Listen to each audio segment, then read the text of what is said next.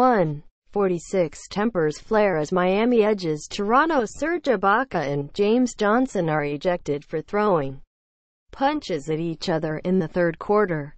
In the final seconds, Wayne Ellington gives the Heat a 90-89 victory. But after the buzzer sounds, Goran Dragic and DeMar DeRozan need to be separated, as he returned from a scouting trip last Jan. 14. One day after another dispiriting loss dropped the Heat to 11-30. Andy Ellisberg, the team's senior vice president and general manager, used a layover to phone his boss, Pat Riley, and tell him it was time for a tough conversation. Math. Ellisberg remembers warning Riley, "Is going to catch us." Quote, "The Heat don't tank entire seasons. It is not in the ultra-competitive, borderline militaristic DNA Riley has instilled over 2 decades. But they aren't dumb, either. They know what the NBA's incentive structure recommends when bad chemistry and injuries undo a season." The Full Brain Trust agreed to meet about how to approach the rest of the season during Miami's upcoming 4-game homestand. The Heat won the first game over Houston. They postponed the meeting. Miami didn't lose again until mid-February. The meeting never happened. Miami went 30-11 the rest of the way, missed the playoffs because of a tiebreaker, and transformed into one of those random teams NBA nerds will always remember, unwanted misfits, who coalesced around an identity of relentless work and rapid-fire drive and kick basketball. Players bonded over their winding journeys to the NBA. Someone, Hassan Whiteside, claims it now, nicknamed the D-League the Jungle, and the players bestowed the same moniker upon their practice court. That became the Jungle. James Johnson says, "Every morning before practice, you're gonna see the same thing written on that whiteboard. Mouthpiece, knee pads, rib pads. You wear all of that for practice." The Jungle became our obsession. If you're from the Jungle, no top draft pick should ever get a loose ball over you. If a top pick and Rodney Magruder are going for a loose ball, I'd bet my house on Rodney. Quote, "Johnson lost 35 pounds in the Jungle, and found he could play at full throttle for longer stretches. Everyone could. The Heat outran and outworked people. I saw a lot of similarities with our team in Boston." Kelly Olynyk says, "Tough, hard-nosed, didn't have any all-star, just like us before Isaiah Thomas came out of nowhere." Editors picks Lowe's 10 things a LeBron Love dance. The Fighting Clips in OKC. Zach Lowe highlights LeBron James and Kevin Love pick and rolls. Lou Williams' insane scoring. The Thunder in crunch time and more. Lowe post. Dragic on Heat's culture. Shaq's rookie duties. Zach talks to Heat PG Goran Dragic about the Miami culture. Waiters Island. Winning Eurobasket. Shaq's rookie duties. Being left-handed and much more. Lowe. How Kobe Bryant inspired a progressive new Lakers look. The Lakers are the only team using their City Edition unis to honor franchise legends. For the first edition, they called in the Black Mamba. 2 related. When Gordon Hayward spurned Miami, Riley faced a choice: roll cap space forward, or use it to retain his misfits and add one major piece in Olynyk. He chose the misfits. The franchise that mastered the caproom game, the icon who merely needed to plop rings in front of each summer's premier free agent, locked in luxury tax-level payrolls through 2020 for a .500 team. They owe Phoenix 2 first-round picks stemming from their 2015 Goran Dragic trade. Executives love to say there are 3 methods of team building: trades, the draft, and free agency. The Dragic deal chipped away at the first 2. Last summer's spending spree complicated any path into star-level free agency. That's the downside scenario. A team never satisfied with pretty good is stuck there in the post-Heatles era, at least for the next few years. That championship legacy quite literally follows the Heat around. Blown-up photos of past title teams line every corridor leading to the Heat locker room.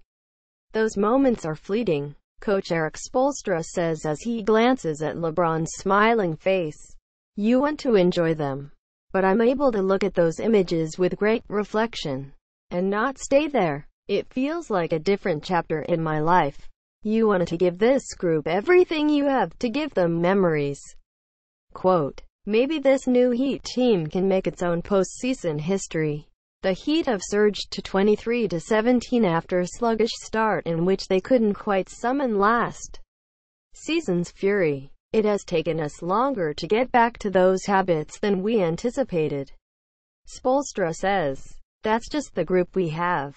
Even our veterans haven't been in big-time winning situations. Each team develops at its own pace. I don't judge them for that. Quote, Miami lacks a star. For now, the Heat hope one particular young guy might pop. But potential playoff rivals respect the collective. Some fear them as a first-round opponent. They are deep in good players. If everything broke right over a full season, it's not outlandish to see this group winning 50-52 games. They are on pace for 47 now, though their minus 50-point differential is alarming. And a playoff round, hell, maybe 2 rounds. But even some around the team consider that scenario optimistic. They know they face major questions about their ceiling. Expect Miami to be active in trying to address them as next month's trade deadline approaches. They are projecting optimism that they could move those pricey new contracts. According to sources around the league, rivals are skeptical. A lot of those questions surround Whiteside, who hasn't looked right since returning from a bone bruise in his knee.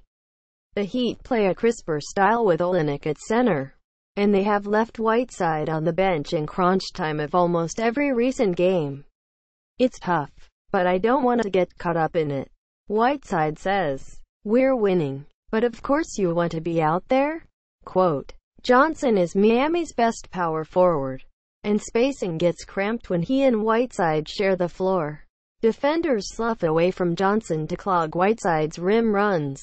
NBA. Spoelstra has upped the shooting by starting Olynyk and Whiteside together, and bringing Johnson off the bench. It's awkward. Olynyk has to defend power forwards or wings. The Heat are minus 24 in the 118 minutes Whiteside and Olynyk have shared the floor. Per NBA.com. Olynyk's shooting unlocks the Dragic-Whiteside spread pick and roll. But the Heat offense, still just 23rd in points per possession after fattening up on an easy schedule over the past month, can't subsist on a steady diet of that. Spoelstra prefers more ball and player movement. He has even nudged Whiteside towards some playmaking, with, varied results. Hassan likes to say we've totally changed the offense. Spoelstra says, we haven't. We're just asking him to do more things. Bam Adebayo, a bouncy and smart rookie, has looked more at ease picking out cutters. Adebayo is going to be good. Spoelstra is excited to tinker with every front court combination, and any of them can work over short stretches against the right opponent. Still, the offense comes alive when Spoelstra shifts Olynyk to center alongside Johnson. Those groups feature at least 4 solid shooters, and sometimes 5 playmakers. Johnson is the supreme connector, skittering from one side to the other with a delightful, unselfish hyperactivity. He can effectively play center, setting screens and rolling with 4 shooters around him. When Miami is humming, they work more stuff into 5 seconds than almost anyone. They love running Tyler Johnson off an Olynyk pick around the arc, knowing Olynyk's guy will be afraid to help on Johnson's drive, even if another defender steps in to block off the paint. Miami has already scrambled the defense. Speaking to players in the locker room before facing the Heat Sunday, Utah's coaches spotlighted one clip of Miami's offense in full flight. Says Quinn Snyder, the Jazz head coach, Utah tries to put defenses through a ringer of picks and cuts. The clip was a warning. The Heat are going to put us through the ringer to make it all work. James Johnson had to tone down the high-wire nature of his game, the nutty turnovers that eroded trust with prior coaches. It took a lot of video sessions with Spoelstra. He's always preaching to me. Stay boring. Johnson says, I didn't realize sometimes a play that feels boring to me. I look at the film, and it's me doing too much. Quote, the Heat have to play with this sort of five-man connectivity to form something greater than the sum of their parts. They don't have killer spacing, or one star who can draw double teams on demand. Dragic comes closest, but he's not quite big enough for that burden. He's also 31. At the start of a gentle downslope, he's not finishing at the rim with the same ferocity of 2 or 3 seasons ago. Whiteside's post-game has atrophied. He has hit just 41.8% of post-up attempts per synergy, 43rd among 52 players who have attempted at least 50 such shots. Factor in fouls drawn, turnovers, and kick-out passes that lead to shots, and Whiteside has been one of the half-dozen least productive post-up players in the league. Per data from Second Spectrum, the Heat's scoring margin has generally been about the same with and without Whiteside on the floor. Even during last year's finishing kick, Miami takes a ton of threes. But aside from Wayne Ellington, they have decent shooters. Not great ones. They need time, space, and set feet. Opponents duck under lots of those whirring screens without reprisal, forming a shell outside the paint. The Heat don't generate offensive rebounds or free throws. They are a so-so shooting team that needs to hit their first shot. When they shift Olynyk to center, opponents often go to small and switch a lot of actions, daring the Heat to exploit mismatches. Their confident guards can contain Olynyk and Johnson in the post, and that some bigger wings can stay in front of Miami's ball handlers. Miami wins some of those battles. Dragic can blow by brutes. Johnson is a bully who can suck and help, and rifle passes through thickets of arms. If that one gets deflected, I'd have gotten one of those boring looks from SPO. Johnson jokes of that dish. Olynyk is a legit 7 feet, with a deep bag of wily old-school post moves and good vision. The Heat have scored 1.3 points per play anytime Olynyk shoots from the post, or passes to a teammate who lets fly after 1 or 0 dribbles. Per Second Spectrum, the best mark in the entire stinking league. Ellington is always ready to let fly. Dude is shooting 42% on more than 10 threes per 36 minutes. And Miami's offense sinks to league worst levels without him. I don't think there's a yellow or red on Wayne's traffic light. Olynyk says, just 3 greens. Quote, Josh Richardson has made a leap, and some within the Heat are optimistic he can be a two-way star, something that would change their entire long-term picture. My hottest Heat take. Richardson is already their best all-around player. Richardson defends the most dangerous opposing scorer, and he's emerging as a long-armed shot-blocking menace. On offense, he's starting to manipulate defenses on the pick and roll with a new change of pace sophistication. Richardson has even shown flashes of the single most elusive star trait: the ability to create and make tough off-the-bounce shots, including hand-in-the-face mid-rangers one-on-one in crunch time. Spoelstra of late has moved toward a closing lineup of Richardson, Dragic, Ellington, James Johnson, and Olynyk. Whether the Heat can survive on defense with Olynyk at center is an open question. But that five-man group has blitzed teams so far. It is notable for whom it does not include Whiteside, Justice Winslow, and Dion Waiters. Waiters has missed 10 games with an ankle injury, and has already said he considered off-season surgery. The Heat have him on a non-surgical rehab program. Waiters recently sought a second opinion, and the situation has created some tension. The two sides hope to have some clarity this week or next. Per league sources, the Heat have so many ball handlers, including Tyler Johnson on an untradeable deal that balloons to $19 million next season, that Waiters almost feels redundant. Richardson jumped Winslow as Miami's small forward of the future, and James Johnson left him as their go-to small ball power forward. Winslow's best role lineups with all three of Winslow, James Johnson, and Whiteside might be fatally short on shooting. Multiple rival executives labeled Winslow as Miami's version of Jahlil Okafor. That is a little much. Together, Winslow and Whiteside form Miami's best realistic trade package, their only means of a huge talent upgrade. The Heat have shown zero interest in moving Dragic. Per league sources, the Heat could dangle them for a star center on an expiring contract, DeAndre Jordan or DeMarcus Cousins. Miami has an appetite for that kind of gamble. They feel they can sell any willing rental on Heat culture, plus tax benefits and weather. The word willing is key there. Miami's ultra-physical, workaholic culture isn't for everyone. There are at least a few players in the league who would hesitate to sign there if they had an equal offer elsewhere, per league sources. Even so, before the season, Whiteside for Cousins was my favorite potential fake trade in the league, though it required New Orleans falling out of the playoff race. The Pelicans have hung in.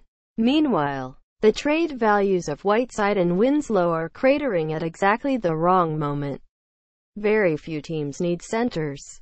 Exchanging salaries in any form, like flipping Whiteside and Winslow for, say, Marc Gasol, would do nothing to relieve Miami's coming tax issues. Anyway, the looming 2019 tax may cost them Ellington now. He will be a free agent after this season. And if he keeps shooting like this, someone will offer him the full mid-level exception, or something close. Miami can't pay that without rocketing into tax territory for a team that isn't good enough to justify it. If it faces losing Ellington for nothing, Miami has to at least consider dealing him. As much as that would hurt, even offloading close to $30 million in annual salary for zero long-term money at the deadline, a pure rental, wouldn't open any meaningful cap space until after 2020 unless Dragic opts out of his deal in the summer of 2019. Selling low on Whiteside and Winslow isn't risk-free either. A healthy, engaged Whiteside raises Miami's ceiling. He is their only source of offensive rebounds, precious extra chances for an unsteady offense, and their best rim protector. Whiteside can't switch or hound ace shooters 30 feet from the rim, but when he's on, he can defend two players at once on pick and rolls that encroach upon the paint. The Heat have always fouled less with Whiteside on the floor. Perimeter defenders don't grab and reach when they know help waits behind them. They can also stick closer to enemy shooters, important for Spoelstra, who is maniacal about limiting corner threes. If we are going to get where we want to go, Hassan has to be a major factor. Spoelstra says Winslow is still 21, 9 younger than James Johnson. He's 16 of 41 from deep so far this season, and he can defend all 5 positions. He could play power forward alongside Richardson. He can handle and pass just well enough to make you think there is something more coming. Miami may not be able to find a workable mega deal now. They could be stuck in cap hell through 2020. Variables will flip between now and then. Of course, maybe Richardson really pops. Maybe Winslow does, too. Adebayo looks like a very nice future starter. Those guys will rise as both players and trade assets, opening up more options on the trade market.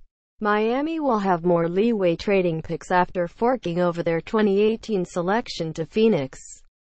There will always be another disgruntled star on an expiring contract with a trade market tepid enough for Miami to leap in. Superstar free agents can force their way anywhere, including to teams without cap space. The Heat aren't thinking about any of that. The players believe they're close to jungle form, that they can go 30-11 again and push anyone in the East. We are trending the right way, Johnson says. Everyone is bought in. We are bringing the jungle thing to every game, feeding whoever has it going that night. I love my brothers. Man. Quote,